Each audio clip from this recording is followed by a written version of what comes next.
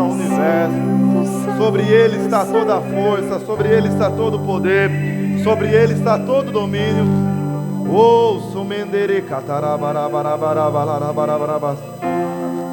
Obrigado, Senhor. Nós te honramos, Pai. Nós te adoramos, Senhor Jesus.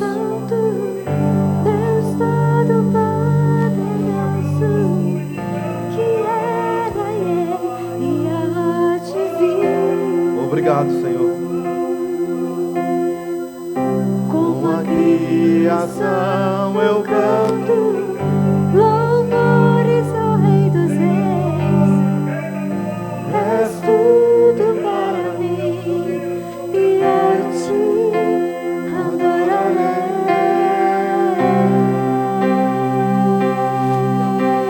Ah, Senhor, como é bom poder te adorar. Nós declaramos a tua grandeza sobre as nossas vidas, reconhecemos o seu senhorio sobre nós e declaramos nessa noite e pedimos para o Senhor, por favor, cumpra a tua vontade sobre nós nessa noite. Eu quero profetizar e liberar uma palavra sobre a sua vida em nome de Jesus, que a unção de Deus será derramada na sua vida de uma forma intensa. Receba o poder de Deus em nome de Jesus.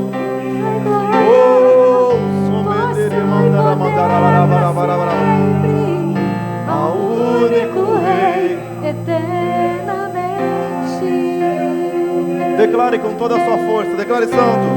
Santo, santo, santo, Deus Todo-Poderoso, que era e é e há de vir. Com a criação Obrigado, Senhor. eu canto Te louvamos, Pai. louvores ao Rei dos Reis. És tudo para mim e eu te adorarei. Pai, nós oramos agora para te louvar, Senhor, para te agradecer, para te engrandecer.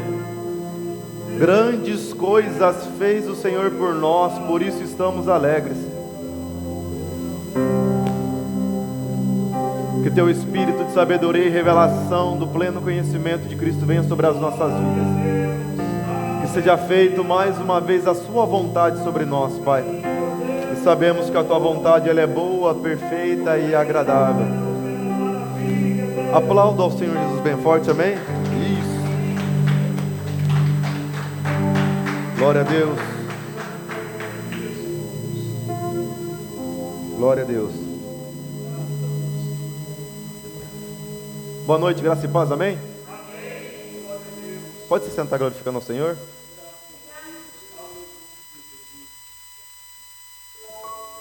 Glória.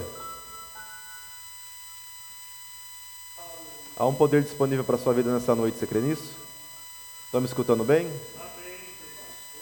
Uma benção, Timóteo. Abra sua Bíblia, por gentileza. Quero louvar ao Senhor. Opa! Por você estar aqui nessa noite. Seja muito bem-vindo em nome de Jesus. E o Senhor tem uma palavra especial preparada para o teu coração. Você crê nisso? Amém? Que o Espírito Santo toque a sua vida mais uma vez. Que a unção de Deus venha sobre você em nome de Jesus. Pode baixar por gentileza um pouco o fundo musical? No retorno. Isso. Pode baixar mais um pouquinho? Aí tá ótimo. Grande será o galardão. Amém? O meu retorno também, por gentileza, pode baixar só um pouquinho. Glória a Deus. Amém. Assim eu posso andar. Se eu não andar, nada sou. Já tentei e não consigo.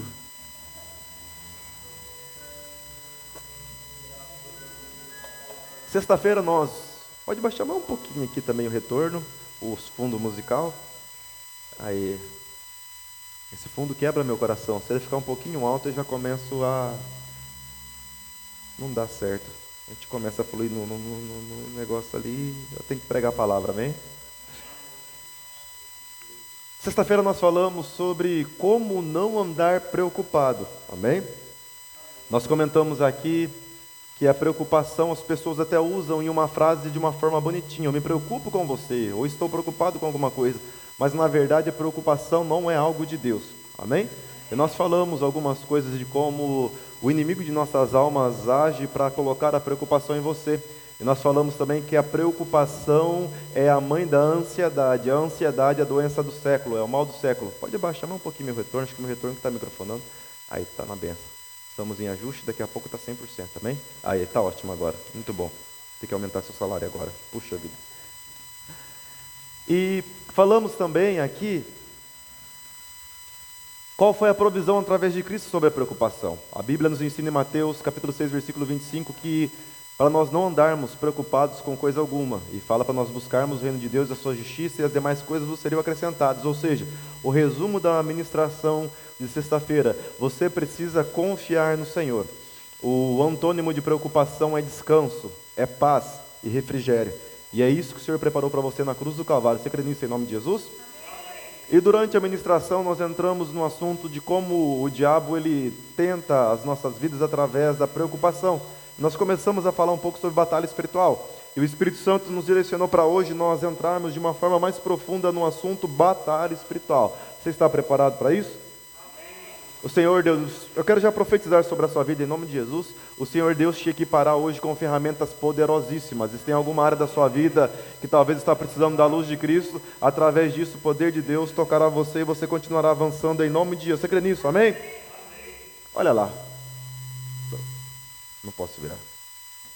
Batalha espiritual. Abra sua Bíblia por gentileza, Efésios capítulo 6, versículo 10. Amém? Efésios capítulo 6, versículo 10.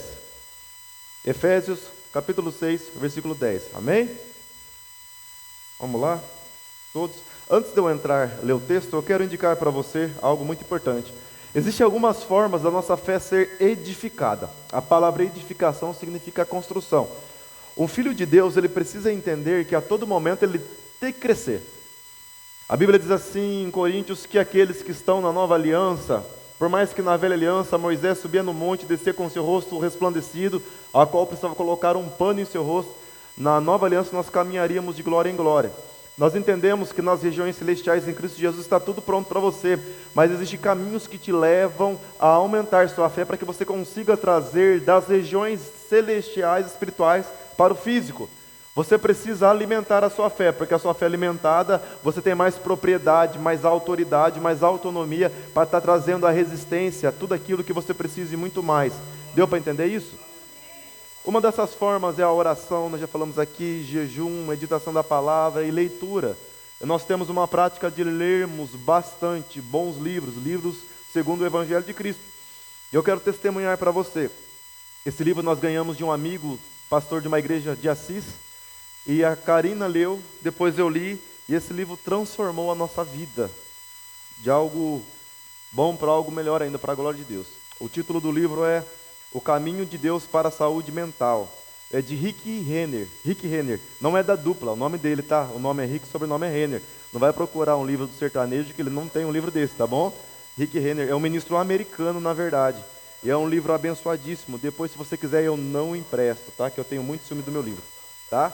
Você vai entrar lá no Mercado Livre e você vai comprar para também abençoar a vida do autor. É baratinho, acho que é R$26, gente. E é um livro que você tem que ter na sua biblioteca. Muito bom, tá? Brincadeira sobre o não emprestar, tá? Se você quiser depois, eu vou alugar para você, lógico. Tô brincando. Efésios capítulo 6, versículo 10. Vamos para a palavra de Deus? Vamos parar de ficar brincando? Você fica brincando aí, não deixa eu pregar. Amém? Vamos lá?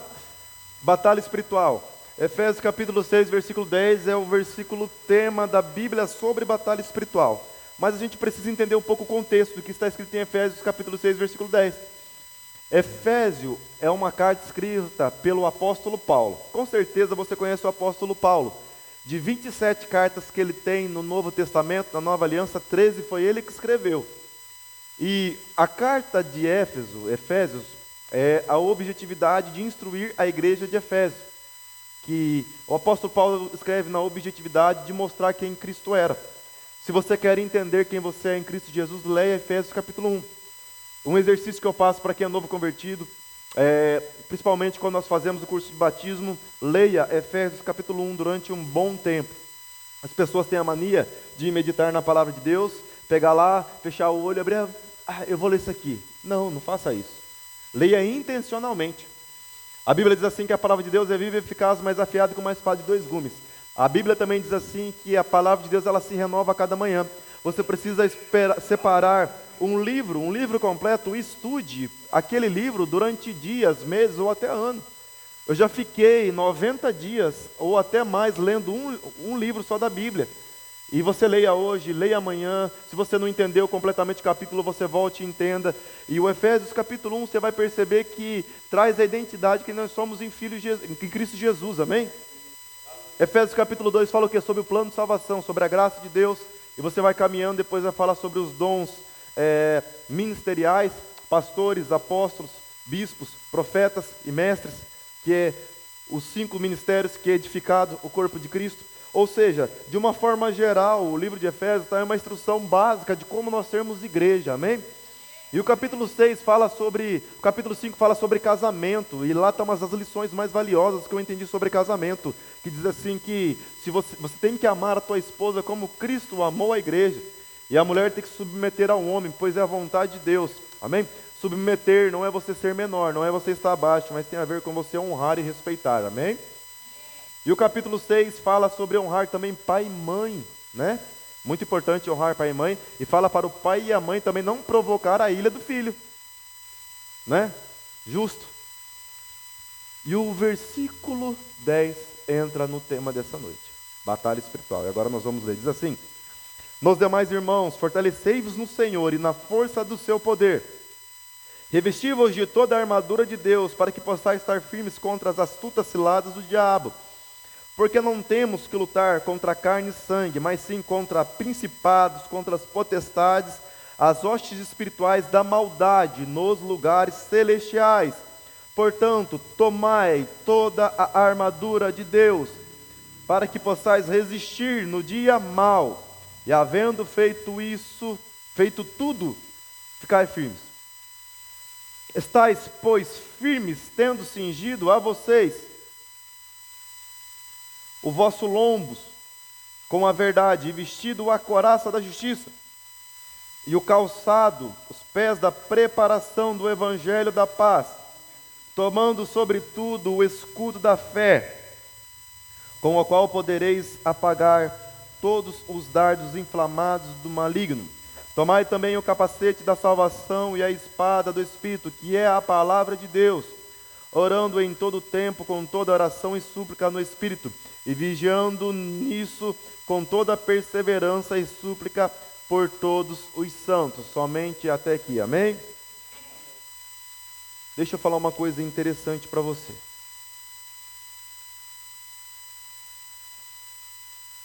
Você sabia que tem muitas pessoas que não acreditam no mal?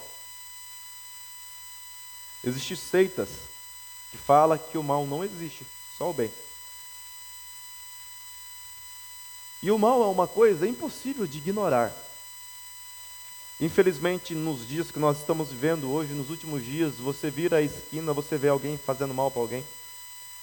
É natural hoje, infelizmente, durante seu dia a dia, encontrar pessoas desonestas. Você vê as pessoas fazendo maldade, criminalidade, com o coração mau. Traição hoje, infelizmente, é uma coisa natural. É impossível de não existir, falar que não existe o mal. Eu acho que, principalmente nós que somos filhos de Deus, se você crê em Deus, se você crê na dimensão espiritual, é impossível você não crer que também existe o mal. E é interessante nós falarmos sobre isso porque nós estamos aqui, nós estamos enxergando com os nossos olhos. Concorda comigo? Isso se chama vista. Mas quando nós vemos para a região espiritual, para as regiões celestiais, você não tem só mais 2 olhos, agora você tem 4 olhos. Eu não estou fazendo piadinha com quem usa óculos, ok? 2 olhos é a visão que Deus te dá. E mesmo essa visão espiritual, conforme você vai caminhando, você vai amadurecendo na fé, você vai percebendo que existe uma região espiritual onde a Bíblia nos ensina que acontece uma batalha constantemente. Amém? Mas mesmo assim, uma pessoa, por mais espiritual que ela seja, por mais que tenha o dom de discernimento de espíritos, você sabe o que é o dom de discernimento de espírito? O dom de discernimento de espírito é o dom que te dá a percepção de você ter uma visão aberta, de você ver coisas, de você ter sonhos, de você chegar em um ambiente, você sentir o que está naquele ambiente. Esse é o dom de discernimento de espíritos. Nós temos algumas pessoas aqui que têm esse dom mais aguçado, e às vezes durante cultos ou até mesmo em momentos de oração, em batalha espiritual, Deus abre a visão e ela consegue enxergar as regiões espirituais. E a maioria das vezes vê batalhas. A maioria das vezes vê espíritos malignos, né? Porque é natural, é fato que você não está enxergando, mas agora ao nosso redor está acontecendo batalhas. A Bíblia diz assim que o inimigo de nossas almas, ele está bramando como um leão, procurando a quem possa tragar. Mas a Bíblia também diz assim que os anjos do Senhor acampam ao nosso redor e nos guarda e nos livra. Você pode levantar suas mãos e glorificar a Deus por isso? Amém? Nós tivemos uma experiência, certa vez em uma visita que nós fomos, e aquela casa estava um ambiente muito pesado, muito carregado mesmo de espíritos malignos. Toda a família estava sendo atormentada. E antes de nós entrarmos em batalha espiritual, é natural nós primeiro mostrarmos a solução. E aonde você pisar, aonde você for, não adianta você simplesmente chegar e expulsar o espírito maligno, virar a costa e ir embora. As pessoas precisam tapar aquele buraco. Um avivalista diz assim, que há um buraco dentro de nós que é do tamanho do nosso Deus. Esse buraco é só preenchido com Jesus. Essa lacuna só Jesus pode preencher. Então nós acostumamos naturalmente ministrarmos primeiro quem Jesus é, sobre o Evangelho de Cristo, para depois nós entrarmos em batalha espiritual e repreender todo aquele mal. E nessa casa foi exatamente assim que aconteceu. Mas desde que chegamos àquele ambiente, uma opressão maligna tão grande que parecia que queria nos espremer. E tinha um menino que era filho daquela família. No momento que eu fui orar para ele, ele começou a passar mal. E eu orei, repreendi em nome de Jesus, ele voltou. E depois eu orei para que a unção do Espírito Santo tocasse sobre a vida dele. Aí ele começou a chorar, sentindo o poder de Deus, e Deus tocou de uma forma profunda na vida daquele menino. E depois ele falou para mim, falou: pastor, enquanto você estava ministrando no começo sobre Jesus, eu via pessoas ao seu redor. Essas pessoas eram espíritos malignos que tentavam de tudo quanto é forma grudar no teu pescoço e te enforcar. Mas ao mesmo tempo que eles tentavam pegar no teu pescoço e te enforcar, havia homens de branco que não deixavam ele chegar perto de você. Dá para você dar uma glória por isso? Ou seja, é impossível você não crer no mal. E o que é o mal de uma forma prática? Parece uma pergunta óbvia, não é? Mas nós precisamos entender o que é o mal. O mal é exatamente o contrário do bem. Por que as pessoas praticam o mal? Porque há maldade no mundo. Porque o mal é exatamente a falta e a ausência de Deus na vida da pessoa. E isso traz com que as pessoas tenham atitudes que machucam, que prejudicam, que tragam dor, que tragam prejuízo. Até mesmo os demônios eram anjos que foram caídos. A Bíblia diz assim que eles moravam nos céus. E Lúcifer, que o nome significa ser de luz, era um ser que estava lá, era um dos querubins. E ele estava adorando a Deus, mas contudo, a Bíblia fala que havia um esplendor muito grande sobre ele, onde seu peito havia pedras preciosas, e na época ele era uma das hierarquias dos anjos, um dos maiores, e infelizmente o orgulho veio. E quando veio o orgulho, Deus imediatamente lança ele para a terra, e quando ele se ausenta de Deus, naquele momento começa a maldade. E ele é o príncipe da maldade, a Bíblia fala. Deu para você entender isso? Mas vamos um pouco mais profundo. Eu já escutei pessoas falando a frase seguinte: eu não vou para a igreja, porque se for para a igreja, as coisas vão piorar, porque vai começar a vir retaliação. Você já escutou isso? Eu já escutei frases também que falam assim: eu não vou batizar, porque se eu batizar, o negócio vai ficar feio para o meu lado, porque eu vou começar a sofrer ataques, porque eu vou batizar. Já escutou isso também? Eu já escutei uma frase também que diz assim: eu não vou fazer a obra de Deus, porque se eu começar a fazer a obra de Deus, vai haver retaliações e o diabo vai começar a me atentar. Já escutou também? Pensamentos totalmente equivocados. Totalmente equivocados. Sabe por quê? A Bíblia fala, em primeiro lugar, que a nossa luta não é contra a carne e sangue. você tem um inimigo.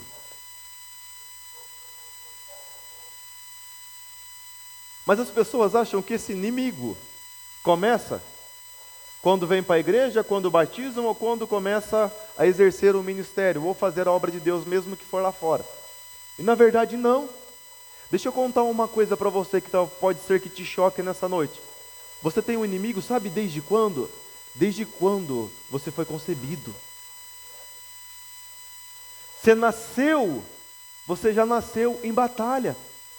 E tem muitos que estão lá fora, estão tomando um prejuízo muito grande. Pessoas que estão fracassando, pessoas que estão sofrendo enfermidades, pessoas que estão passando por dores, pessoas que estão passando por injustiça, porque não entendem isso. Mas infelizmente também tem pessoas que estão dentro da igreja, pasmem, estão muitos anos dentro da igreja, mas infelizmente também estão aprisionadas, porque não entendem isso, ou porque não têm um posicionamento em Cristo Jesus. Dá para você dar uma glória? E muitos não sabem também como se defender. Deu para você entender isso? Nós já fizemos dezenas de visitas. Posso dizer, Chico, está quase milhares. Já são 15 anos de ministério firme. Já visitamos muita gente. E já fomos em casa de pessoas que não conheciam o Evangelho. E entramos na casa dessa pessoa, e essa pessoa caiu endemoniada. Mas pastor, como que explica isso? É a guerra. Nasceu, está em guerra. E a primeira condição dessa mensagem que eu preciso que você entenda, para a gente caminhar, é que você entenda que independente da posição, independente da idade, infelizmente o inimigo de nossas almas, ele é sujo. E se tiver brecha, até uma criança vai atacar. Que você está em guerra. Entendeu isso? Alguns estão começando a me olhar assustado. Daqui a pouco vai começar a chegar a boa notícia, amém? Relaxe na cadeira. Aproveite a viagem. Descanse o coração, amém? Dá para você dar uma glória? Enquanto eu tomo água? Uma coisa que nós precisamos entender, a Bíblia diz assim, que os filhos das trevas são mais prudentes que os filhos da luz. E nós lemos aqui que a nossa luta não é contra a carne e sangue, mas sim contra principados, potestades, príncipe das trevas desse século e contra as hostes espirituais da maldade. Eu já vi pregadores pregando essa palavra e colocando tudo num pacote só, mas tem coisa diferente aqui, sabia disso? Você sabia que o inferno ele é organizado? Deixa eu falar uma coisa para você também sobre o inferno. As pessoas imaginam que o inferno, o diabo está lá no escritorinho, onde no escritorinho tem uma telinha que nem nas empresas, sabe, assim, transparente, que ele fica vendo as pessoas queimar no fogo, e ele vai lá cutucar as pessoas com o garfo dele no fogo, não. Inferno tem a ver com uma associação maligna. E sabe aonde o diabo, com seus demônios, está? Na terra. O inferno, a Bíblia tem várias definições da palavra inferno. Existe sim uma antessala, onde a pessoa, se ela morrer numa vida errada, ela vai estar lá, esperando o juízo final, já sendo atormentada. Mas o inferno original ainda não foi nem inaugurado. Sabia disso? E a Bíblia fala que depois do juízo final, o diabo e seus demônios, aquele que não creram no nome de Jesus, vão ser lançados lá. Mas onde o diabo está agora? Infelizmente atormentando a vida das pessoas nessa batalha. Porque se ele estivesse lá, não teria batalha. Deu para você entender isso? E como que funciona a hierarquia? Eu quero falar sobre isso rapidamente, nós não queremos exaltar o nome do diabo de forma nenhuma. A Bíblia diz assim, já para te adiantar, para deixar você tranquilo, que ele triunfou sobre o diabo e os seus demônios na cruz do Calvário. Que Jesus, quando ele ressuscitou ao terceiro dia, ali ele venceu, ali ele foi tomado a chave da morte, do inferno, ali todo o domínio, todo o poder, toda a majestade foi lançado dele. A Bíblia diz assim que Deus exaltou ao nome dele a mais alta posição, nos céus, na terra e embaixo da terra, amém? Ele já sabe para onde ele vai, mas ainda está tentando pessoas para levar o máximo de pessoas junto com ele.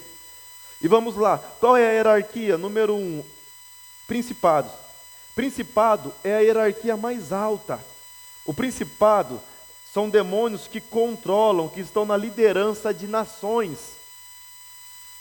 São demônios que dominam regiões geográficas grandes e dominam a cultura de países.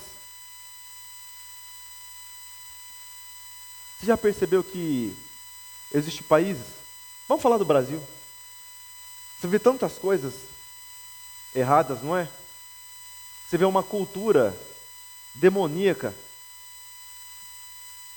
Sabe, uma cultura que atinge até as nossas crianças. Agora está na mídia um vídeo que foi lançado de um influenciador que fez, falando sobre a adultização das crianças. Foi muito importante aquele vídeo. Eu creio até que foi Deus que levantou ele para fazer isso. Mas o que domina isso? Existem os principados, que são os demônios da mais alta categoria, vamos dizer assim, deles, que tem feito, tramado e dominado nações. Depois vem as potestades. Eles são como, vamos dizer, os presidentes malignos dos países. Depois vem potestades, que são governadores, que exercem o poder sobre áreas específicas e sobre grupos específicos. Com certeza você já viu na internet algum tipo de grupo que tem uma ideologia errada. Já viu?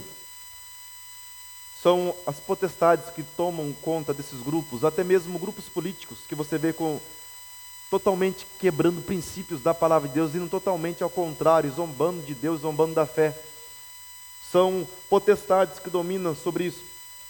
Também tem a terceira categoria, que são príncipes das trevas deste século, né? Que tem um poder sobre o mundo secular, sobre o mundo lá fora, né? Fazendo com que as pessoas pecam e se rebeliem contra Deus. Ou seja, em outras palavras, é um grupo específico que faz com que as pessoas sejam impedidas de conhecerem a Jesus. Sabia disso? Sejam impedidas de estarem na presença de Deus.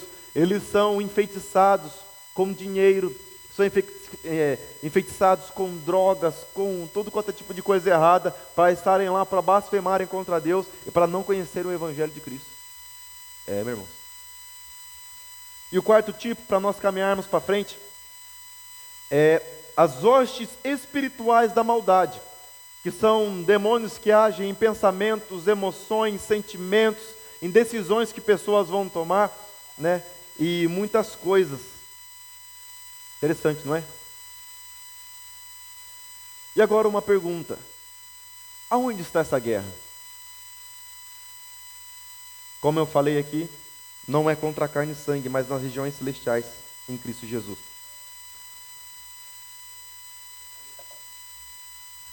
E como que acontece essa guerra? Primeira coisa que nós precisamos entender sobre esta guerra.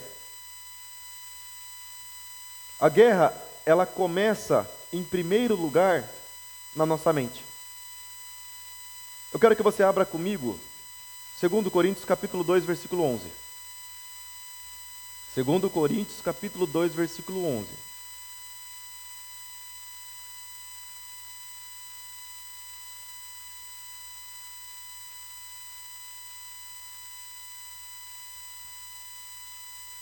A fim que Satanás não tivesse vantagem sobre nós, pois não ignoramos as intenções dele. Em outras traduções diz assim: não ignoramos o seu ardir. A palavra original, ardir, tem a ver com caminho. Então, a primeira coisa que nós precisamos entender é que sempre o primeiro ataque do diabo contra as nossas vidas, sempre o primeiro ataque que vai tentar chegar em você, é através da sua mente. Lembra que nós falamos um pouco sobre isso na sexta-feira? Agora eu quero que você abra em Gênesis capítulo 3, versículo 1, e nós vamos entender como que ele trabalha na mente.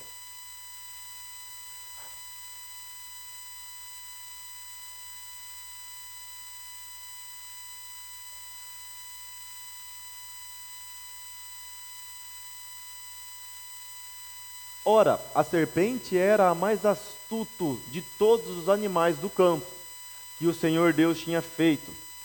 Esta perguntou à mulher: foi isto mesmo que Deus disse? Não comam de nenhuma das árvores do jardim. Prestem atenção nisso. Pode voltar no 1 mesmo, por gentileza? 3:1. Olha que interessante. Como que o diabo trabalha? Distorcendo a verdade. Sempre ele distorcerá a verdade na sua mente. O nome disso é dardo inflamado. Lembra que nós falamos aqui? É inevitável com que o passarinho passe, mas você não pode deixar ele fazer o ninho. Pensamentos maus, infelizmente, são inevitáveis. Mas a grande solução é de como você lidará com esses pensamentos. E nós vemos que a serpente, ela chega no jardim, e geralmente o diabo, ele não chega de uma vez. Ele não chegou lá e falou, eu sou o diabo, eu venho aqui arrebentar com a sua vida, Eva. Não, não, não. Eu acredito que primeiro, eu nem sei se existia muro no jardim do Éden, mas eu acredito que ela primeiro colocou a cabecinha no muro, viu a Eva passando. Aí a Eva viu ela de longe, talvez deve ter assustado. O outro dia passou, ela estava lá. O outro dia ela estava em cima do muro. O outro dia ela estava no jardim, até que chegou que ela estava na árvore daquele jardim. E ali então, talvez um dia ela deu bom dia para Eva, outro dia boa tarde, e assim foi se aproximando. Até que ela puxa o assunto com Eva, distorcendo totalmente a verdade que Deus havia liberado. Vamos lá, qual que foi a verdade de Deus? Deus diz assim, vocês administrarão o meu jardim. Tudo é para vocês. Vocês podem comer de tudo, exceto a árvore do conhecimento do bem e do mal. Eu quero que você se atente a isso, porque existia duas árvores lá. Existia a árvore da vida, que eles poderiam comer a árvore da vida. Inclusive em Apocalipse fala que haverá essa árvore da vida novamente na Nova Jerusalém. Dá para você dar glória para isso? Amém? Você vai experimentar esse fruto, deve ser muito bom. E eles podiam comer. A maior prova disso é que, se você perceber a genealogia, Adão viveu 900 e poucos anos, né? Depois de Adão foi vindo as gerações, né? E você sempre vê lá na genealogia, fulano viveu 900 e poucos anos, Matusalém, que foi o que mais viveu, se eu não me engano, foi 980 e poucos anos, não tenho certeza disso, mas enfim, já era o reflexo do fruto da árvore da vida que ainda estava no corpo, no DNA deles, até que foi indo, que foi caindo a idade, chegou agora a idade do homem, 70 anos depois disso, canseira e enfado. Mas voltando ao assunto, eles poderiam comer de todas as árvores, você concorda comigo? Eles poderiam comer de todas, absolutamente todas, exceto o do conhecimento do bem e mal. Por que, pastor, eles não poderiam comer? Porque Deus é narcisista, queria ver eles olhando para lá e vendo eles passar vontade? Não, porque Deus saberia que não faria bem para eles. Você está entendendo isso? E como que entrou então ali a serpente? É verdade que vocês não podem comer nenhum dos frutos. Distorcendo, em primeiro lugar, a palavra de Deus. As setas na nossa mente sempre vai vir para tentar distorcer aquilo que Deus já liberou ao seu respeito, aquilo que você é, ou aquilo que Deus é sobre você.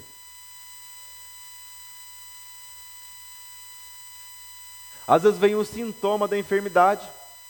Ao invés de você pegar a palavra de Deus e declarar, eu sou curado, Ele levou sobre si todas as enfermidades, faz parte do plano de redenção a cura. Não, você fala, eu acho que a garganta está inflamando. Deu a brecha. É um exemplo simples, mas vale para todas as áreas da vida. E sempre vem na mente a seta, eu acho que eu vou ficar doente, eu acho que eu vou ficar gripado. Já fica a dica para você.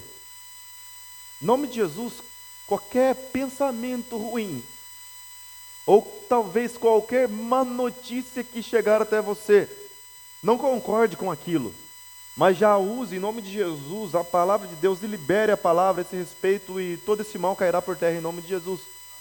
Ou seja, ele distorceu totalmente a palavra de Deus e a autoridade de Deus sobre a vida de Adão e Eva. Ou seja, ele mentiu. O caminho que ele usa é a mentira. E consequentemente nós sabemos o que aconteceu. Eva comeu aquele fruto e não só comeu, como também levou para Adão. E agora, a culpa é de quem? Está essa polêmica teológica há centenas de anos. A culpa é da Eva ou é do Adão?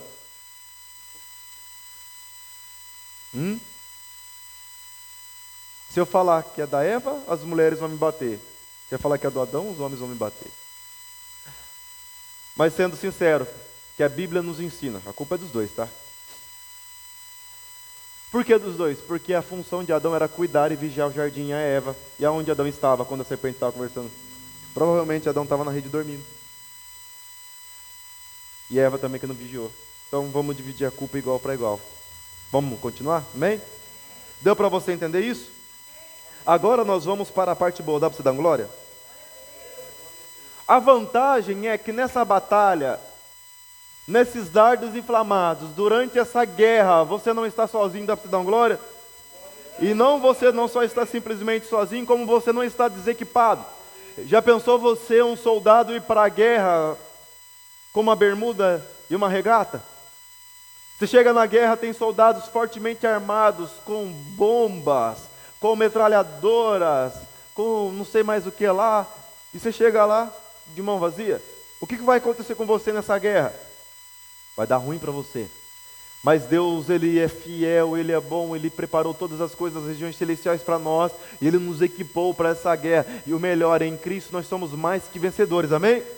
Deixa eu falar uma notícia boa para você, para que você anime. Você está lutando uma guerra que você já conhece o final. Há uma guerra acontecendo já faz, eu acredito, quase 2 anos ou até mais, entre Rússia e Ucrânia. Você não sabe quem vai vencer. Você não sabe quem vai ganhar a guerra porque você não viu no final. Se outras guerras acontecerem, nós não saberemos o final até que nós chegamos no final. Mas quando a guerra é com nós, a história é diferente, porque Deus garantiu a vitória para nós. Dá para você dar uma glória? Ou seja, você já é vencedor antes de começar a guerrear. A armadura de Deus consiste, a maioria dos ministros ministram essa palavra com 6 peças de armadura. Por gentileza, pode pôr a armadura? Olha lá, está dando para enxergar bem? Essa é a famosa armadura romana. Mas eu vou ministrar para você 7 peças, porque durante o texto tem uma peça que ela está escondida, sabia disso?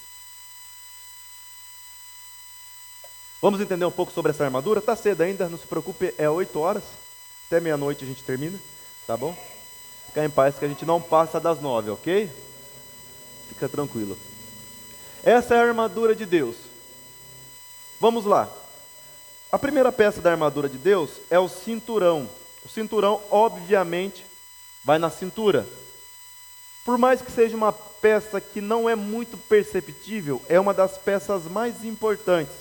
Porque a função do cinturão era de sustentar todo o corpo e de unir as demais peças. Deu para você entender isso? E a Bíblia chama ele, vamos lá ler de novo? A partir do 14, só o 14. Estai firmes, pois tendo cingido vossos lombos com a verdade, e vestido a couraça da justiça, o calçado dos pés da preparação do evangelho da paz, tomando sobretudo o escudo da fé, com os quais podereis apagar todos os dardos inflamados do maligno. Tomai também o capacete da salvação e a espada do Espírito, que é a palavra de Deus. Amém? O cinturão, o símbolo dele é fechar as brechas. Deu para você entender? João capítulo 8, versículo 32 diz uma coisa muito interessante. Diz assim: conhecereis a verdade e a verdade vos libertará. E o símbolo do cinturão tem a ver também com o cinturão da verdade. Quando você conhece a Cristo, quando você está em Cristo, você não está mais em uma vida de mentira. Você não está mais no engano. E é essa a função do cinturão. 2, a couraça da justiça. A couraça da justiça era uma peça que era colocada nos peitos na frente e nas costas atrás. E era uma peça muito pesada porque ela era muito grande, que ela pegava desde os ombros até para baixo da cintura. Pode perceber no soldado que era como uma saia, ela ia até o final. E algumas vezes ela chegava a pesar mais de 20 quilos de metal. Deu para entender? E por que ela chama a couraça da justiça? Porque tem a ver com nós sermos justificados em Cristo Jesus. E a função da couraça da justiça é proteger órgãos vitais, como coração, pulmões, rins, estômago. Deu para entender? Ou seja, o que o apóstolo Paulo está tentando nos ensinar diante dessa ilustração? você precisa entender a justificação em Cristo Jesus, porque quando você entende a justificação em Cristo Jesus, você entende que você é protegido, as suas partes vitais estão protegidas. E o que é ser justificado? Justificação tem a ver com Cristo ter morrido na cruz do Calvário, no lugar que era para ser seu, e lá na cruz do Calvário, ele pagou as suas dívidas, amém? Os seus pecados foram lançados no mar de esquecimento, e ele pagou a sua dívida. Dá para você entender isso? Dá uma glória? Ou seja, quando eu visto a couraça da justiça, um ato de fé que eu estou falando, agora eu sou limpo, não há mais culpa em mim.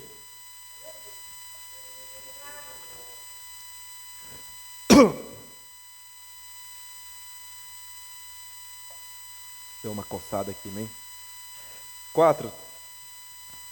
3. Sandálias da preparação do Evangelho da Paz.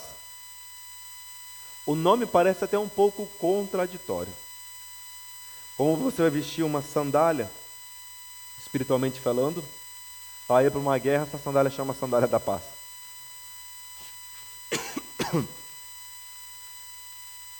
Por que a sandália do Evangelho da Paz? Como você está vendo na imagem, a sandália, ela começava dos pés e protegia também toda a canela. E ela era forjada com metais. E a sola da sandália romana ia como se fosse pregos de 2 centímetros a 7 centímetros de comprimento. E chama a sandália da paz, da preparação do Evangelho da Paz, porque paz não tem a ver com você não guerrear. Paz tem a ver, no meio da guerra, você está em um estado de descanso, de tranquilidade e de fé. Historiadores falavam que essa sandália, ela era tão poderosa que ela também funcionava como uma arma. E quando era dada a ordem para a batalha, os soldados eles seguiam marchando. E quando eles marchavam, ninguém poderia passar na frente. Porque por mais se fosse alguém da nação, ou se algum soldado tropeçasse e caísse, eles não poderiam parar. E se acontecesse algum tipo de acidente como esse, eles passariam em cima até dos deles. Porque quando começa a marchar, você não pode parar mais de marchar. Você entendeu isso? Amém? Você precisa continuar, você precisa ir. E a função também da sandália era trazer estabilidade, porque os pregos que iam embaixo da sandália, onde eles pisavam, enfincavam no chão, e não tinha o que derrubavam eles. E também era usado como arma, porque quando eles derrubavam os inimigos, eles pisavam em cima dos inimigos e acabavam com os inimigos no chão.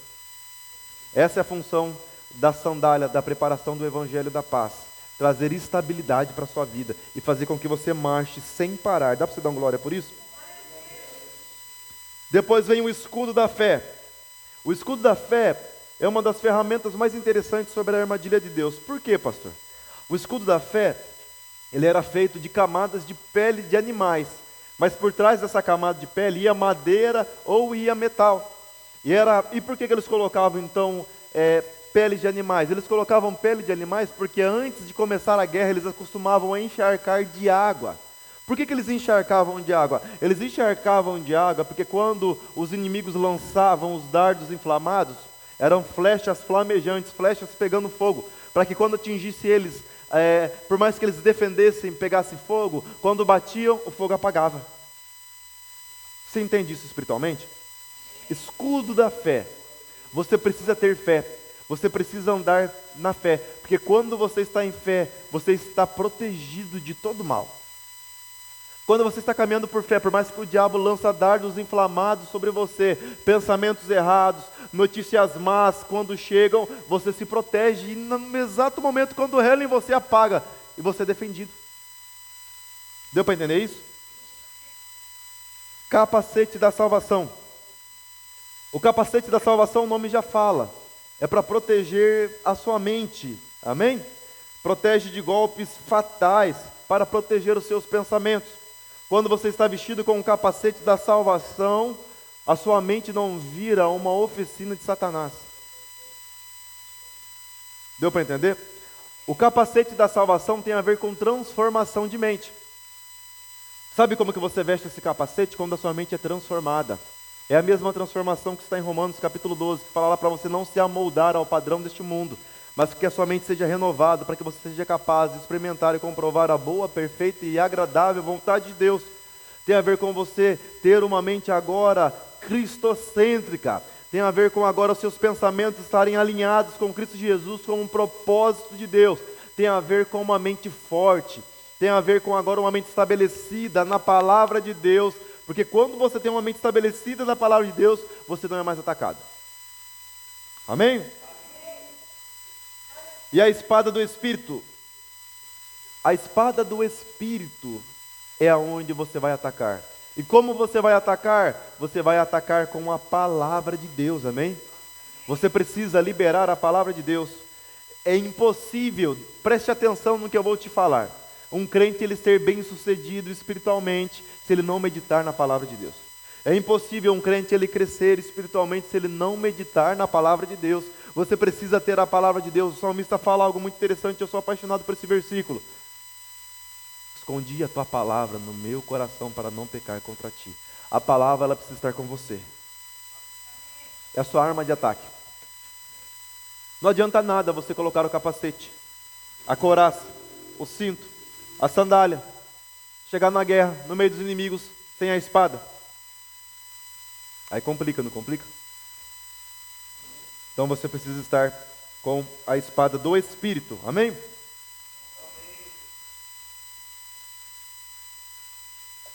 E agora, uma ferramenta também que é muito importante. Como eu falei para você, o texto não cita ela literalmente, mas o versículo 18 fala sobre uma ferramenta que é uma arma de ataque. Sabe qual arma que é essa? A lança.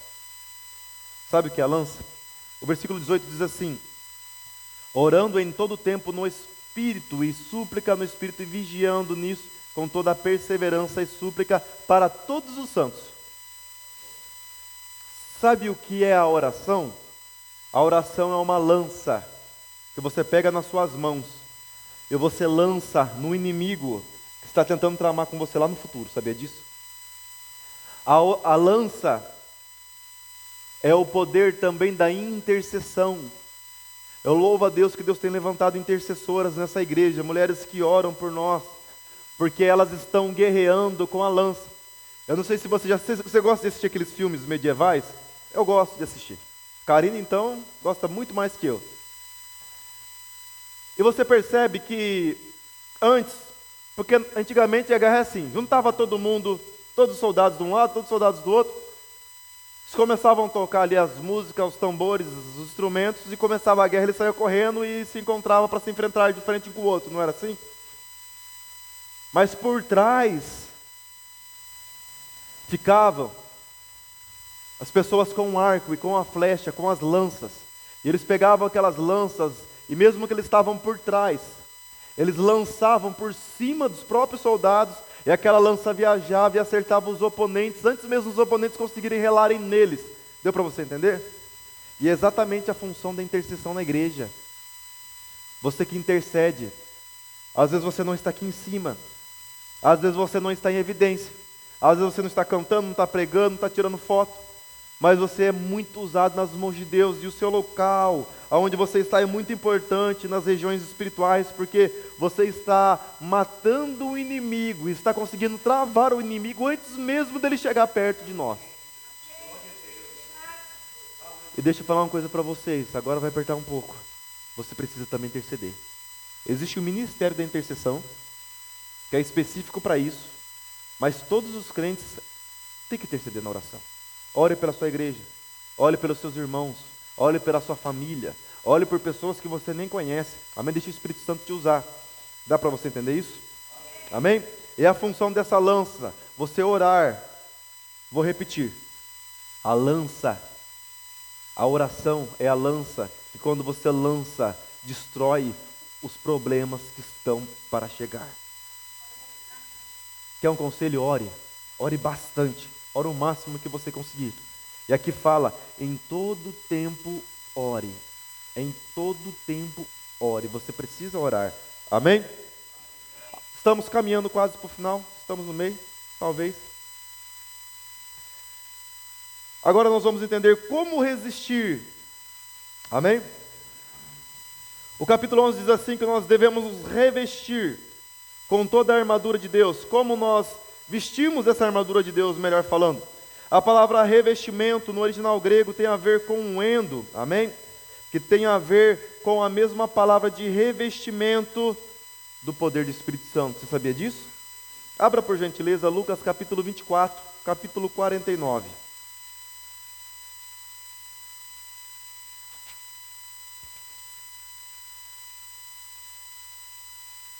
Lucas 24, 49.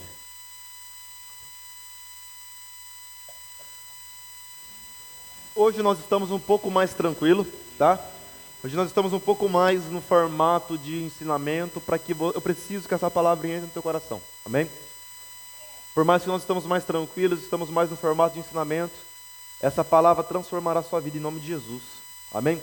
Você sairá daqui totalmente equipado e preparado para guerrear lá fora, em nome de Jesus, amém?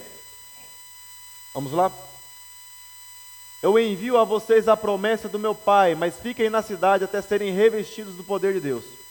Quando fala no capítulo 11, Efésios 6:11, revistam de toda a armadura de Deus, a palavra original grega é a mesma palavra que quando Jesus falou para os seus discípulos irem para Jerusalém, até que do alto fossem revestidos do poder de Deus. Deu para você entender isso? E a palavra endo, ela também deriva da palavra dunamis. Atos capítulo 1, versículo 8. Dá para você dar um glória? Amém? Atos capítulo 1, versículo 8 diz assim: mas receberão poder quando o Espírito Santo descer sobre vocês, e serão minhas testemunhas em Jerusalém, como em toda a Judéia, Samaria, até os confins da terra. Eu quero que você preste atenção na palavra poder. Mas receberão poder. O poder ali no original tem a ver com dunamis, que tem a ver com poder explosivo. E o mesmo poder explosivo que tem a ver ali, tem a ver com o poder de você ser revestido da armadura de Deus. Em outras palavras, quer dizer assim, quer vestir a armadura de Deus, busque mais do poder do Espírito Santo sobre a sua vida. Um crente, quando ele é cheio do poder do Espírito Santo, quando ele anda em comunhão com o Espírito Santo, quando ele tem intimidade com o Espírito Santo, não tem mal que possa relar nele, porque ele está totalmente equipado pela armadura de Deus sobre a vida dele. Dá para você dar um glória? E quando Jesus fala em Lucas capítulo 24, versículo 49, para que ficassem, permanecesse, para que fossem revestidos do poder de Deus, ali não foi um conselho. Ou em Atos capítulo 1, versículo 8 também, quando Jesus está falando com eles aqui, Jesus não está simplesmente dando um conselho para eles. Sabe o que Jesus estava querendo falar para os discípulos aqui? Agora vocês vão começar a trabalhar. Vocês estão, em outras palavras, vocês se formaram na faculdade. 3 anos e meio de treinamento. Vocês estão liberados. Mas antes de vocês serem liberados, sabe qual que é o diploma? A ordem? Vão fazer o TCC. E o TCC é, vão para Jerusalém. Ficam lá orando, constantemente. Até que do alto venha o poder de Deus sobre a vida de vocês. Aí vocês vão estar com o diploma. O selo da promessa que o Espírito Santo habitar em nós. O revestimento do poder de Deus que é estar em nós tem a ver com a armadura de Deus. Quando você foi cheio do poder do Espírito Santo, automaticamente naquele dia você já foi equipado também com a armadura de Deus, amém? Isso é maravilhoso. Como que isso é maravilhoso? Ou seja, em outras palavras, não foi uma sugestão, não foi um conselho que Jesus deu para eles assim, discípulos, vou dar um conselho. Se vocês quiserem já começar a pregar o evangelho, vocês podem, mas para ficar um pouquinho melhor, vai lá para Jerusalém para que vocês possam ser revestidos. Não foi simplesmente um conselho, não, foi uma ordenança. Quando Deus fala para eles, vão para Jerusalém, para que vocês sejam cheios, era uma ordem direta, porque o sentido da palavra está no imperativo. Deus falou para eles, vocês não vão começar. Jesus falou, vocês não vão começar sem antes serem equipados com a armadura de Deus. Vocês precisam estar cheios, vocês precisam estar revestidos, para que através disso, vocês continuem a fazendo o propósito que foi estabelecido pela vida de vocês, amém?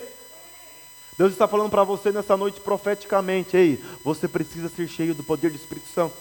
Você precisa ser revestido do poder do Espírito Santo. Você precisa estar equipado com a armadura de Deus.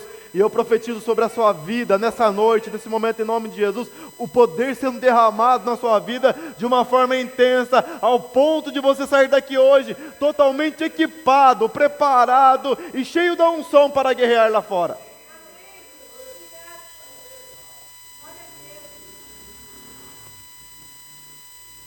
Três coisas para que você entenda isso. Número 1, você precisa ter um relacionamento constante com o Espírito Santo. 2, você precisa permanecer nele, amém? Uma pessoa quer entrar na polícia. Se você for ali na rua, fala assim, ó, para o trânsito. Vão atropelar você. Porque você não tem autoridade. Você não é um policial. Mas se você fizer a prova, passar no concurso, passar na prova física, passar no psicológico, que é o mais difícil, passar um tempo na escola, treinamento, eles vão te dar um distintivo, vão dar uma arma para você. Começou a ser equipado, não começou? Mas mais que a arma, mais do que a ferramenta que te deram, mais do que o colete à prova de balas, você está agora representando a polícia. Concorda comigo? Aí se você chegar ali na rua, parar, eles vão ter que parar. Ah, vai ter que parar. Porque se não parar, você vai levar para cadeia. Porque agora você tem autoridade para fazer isso. No reino de Deus é a mesma coisa. Deus está falando para você, ei, eu estou te chamando para a minha escola, vem. Eu quero equipar você, eu quero treinar você. Eu quero te ensinar a usar as minhas armas. Eu quero te ensinar a vestir. Até a forma com que os policiais se vestem tem a forma correta. Sabia disso? No reino de Deus é a mesma coisa. Você precisa se equipar, você precisa se preparar. E Deus está te chamando hoje para que você se equipe, para que você se prepare, para que você, em nome de Jesus, seja um soldado valente no reino de Deus. Você crê nisso em nome de Jesus? Amém? Você precisa permanecer nele. Nós já falamos aqui, para ser revestido você precisa orar, interceder, buscar. Amém? Agora, para nós encerrarmos, eu quero que você entenda uma coisa: você é uma autoridade espiritual. Deus instituiu você como uma autoridade. Felipe estava pregando em Samaria. A Bíblia diz assim que a unção sobre a vida dele era algo tão grande, o revestimento do poder de Deus era algo tão grande que ele ganhou a cidade inteira. Dá para você dar uma glória? Um homem pregou numa cidade de dezenas de milhares de pessoas. Um homem ganhou uma cidade inteira sozinho. E a Bíblia diz assim que os espíritos malignos olhavam para Felipe e falavam, Jesus voltou? Porque era tão grande o brilho sobre ele que os demônios começaram a confundir ele com o próprio Jesus. Deus, ele quer transformar você a um nível tão grande que os espíritos malignos começarão a olhar para você e confundirão você com Cristo. É essa autoridade que o Senhor nos deu, amém? Deixa eu te dar uma boa notícia. Antigamente, os exércitos romanos, eles iam caminhando, quando eles estavam indo para a guerra, existia uma função específica no exército que se chamava Paracletos. Dá para você dar uma glória? Repete comigo, Paracletos. Qual era a função do Paracletos? Paracletos, na tradução para o português, do grego para o português, é ajudador. E eles iam, conforme os soldados iam marchando, eles iam junto com os soldados gritando, lembra a guerra que nós ganhamos dos inimigos passados? Se nós ganhamos lá, certamente o Senhor entregará também essa guerra para nós. Vamos que vocês são fortes, vamos que vocês são capazes, vamos que vocês vão vencer. Existia pessoas que iam só fazendo isso durante a guerra. Aí Jesus diz assim, eu não vos deixarei órfãos, mas eu enviarei o outro Consolador. A palavra Consolador no original significa Paracleto. Sabe o que eu quero falar para você? Você não está sozinho nessa guerra. Há uma companhia para você. O Espírito Santo, Ele está com você. Ele está do seu lado hoje falando, ei, continua, ei, vá. Nós ganhamos a guerra passada. Certamente essa guerra também você ganhará. Dá para você glorificar o Senhor por isso? O mais importante dessa guerra é que você tem uma boa companhia. O mais importante dessa guerra é que tem alguém lutando com você, e você nunca estará sozinho, pois a promessa é: eis que eu nunca te deixarei e nunca te desampararei. Há um nome que está acima de todos os nomes, e esse nome foi entregue a você. Marcos capítulo 16, versículo 14 fala: vão por todo mundo, prega o evangelho a toda criatura. Aquele que crer for salvo, aquele que não crer for, será condenado. E diz assim: os sinais seguirão aqueles que creem. É em meu nome. Colocarão as mãos sobre os demônios, eles serão expulsos. Se beberem veneno mortífero, não fará mal nenhum. Colocarão as mãos sobre enfermos e eles serão curados. Falarão novas línguas. Se coloque em pé em nome de Jesus. Eu quero profetizar sobre a sua vida. Feche seus olhos.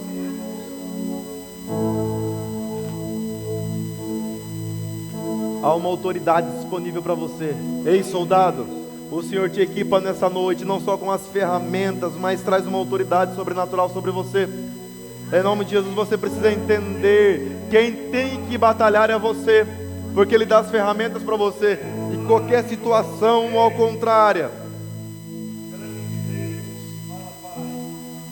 se o problema chegar, levante as suas mãos, use a espada, que é a palavra de Deus.